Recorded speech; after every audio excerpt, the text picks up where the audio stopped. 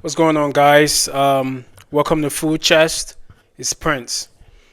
So you know what I think? I think that every season, like every year, or like every interval in relationships, or when it comes to dating, I think there's always like a buzzword or like a sexy, thing to want or need in your partner.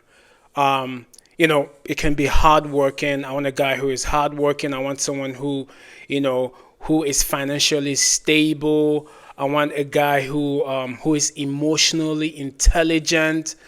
I think for like 2024, the thing was narcissist. Like nobody wanted to be with a narcissist. So everybody talked about, oh, I don't want a narcissist. Oh, I don't want narcissistic traits. Even if you go to the remote parts of the world where they don't speak English, people will tell you they don't want a narcissist. I'm like, what does that even mean? Like, who is a narcissist? Like, everybody didn't want to be with a narcissist. Like, and I think it was just the cool thing to say. Like, everybody, every female, like, oh, I don't want a narcissist. Every guy, oh, I don't want a narcissist. And people didn't, like, if you ask them what is the definition, they don't even know. But they didn't want that. So that was like the sexy thing for 2024. Now, approaching the end of 2024, it was emotional intelligence. Like everybody, oh, I don't want a guy who is not emotionally intelligent. I don't want a girl who is. I'm not knocking anyone for wanting what they want, right? I just think that people just jump on these bandwagons. They don't even know what these things mean. Like everybody you ask, oh, he has to be emotionally intelligent.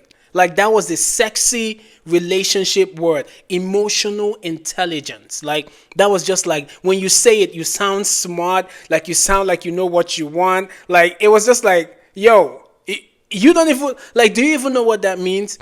But now, living 2024, moving into 2025, what I found is that the new sexy word in relationship is like, I don't know if it's not new, but it's like it's the main thing now. It's like God fearing. Like I want a God fearing woman. Oh, I want a God fearing man.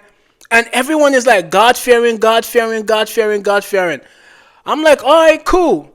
But here's my question though. Are you God fearing? Are you God fearing? Like, are you God fearing? Like, you want a God fearing person? Are you God fearing yourself? Like, I'm curious to know, like, what does God fearing mean to like people who say they want a God fearing person? Like, do you just say that because it sounds sexy, or are you really a God fearing person yourself? Because you should not be wanting something that you're not already, you know? So like, and then what does it even entail to be God fearing? Like, do people even know what it means to be God fearing? What you're looking for? Or is, again, are you just saying this because you hear other people saying it and you think, oh, that's going to make me sound like I really know what I want, so I'm just going to say it. I want a God fearing person, you know?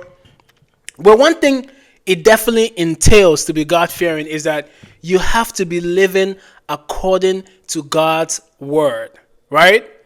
If you are a God fearing person, then now no one is perfect, you know. I'm not perfect, but if I'm looking for someone who is God fearing, well, I best be doing things that a God fearing person should be doing, right? You should not tell me that, oh, I want a God fearing person, and then I go to your Instagram, really? God fearing? Or then I hear you talk, really? Are you God fearing? Now, I'm not saying people, no one is perfect, but like people be saying, like, I want a God fearing woman. I want a God. Are you prayerful? I pray all the time. But then we look at your life, like we look at your Instagram page, which is like the main fact checking these days.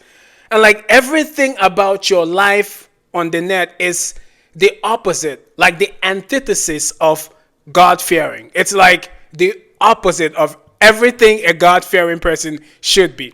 So my question is like, When we say we want all these things, we should be striving to be it. Like, you cannot not be God fearing, and then you say you want a God fearing man. And then when a God fearing man comes into your life and he exhibits the characteristics of a God fearing man, and then all of a sudden you don't know what to do with that. And the other way around too. If you're a man, you're looking for a God fearing woman, and then you're with the woman and she's exhibiting the characteristics of a God-fearing woman, and you don't know what to do with that, and then you're like, oh my gosh, this is too much. Well, that's what you asked for. So my question is, when we say these things, right, when we say we want this, are we just saying it because it's like the new thing to say? It's like the new sexy thing to say in relationships? Or do we actually mean it? And are we actually living the life of that thing that we want? Because you can't attract what you're not.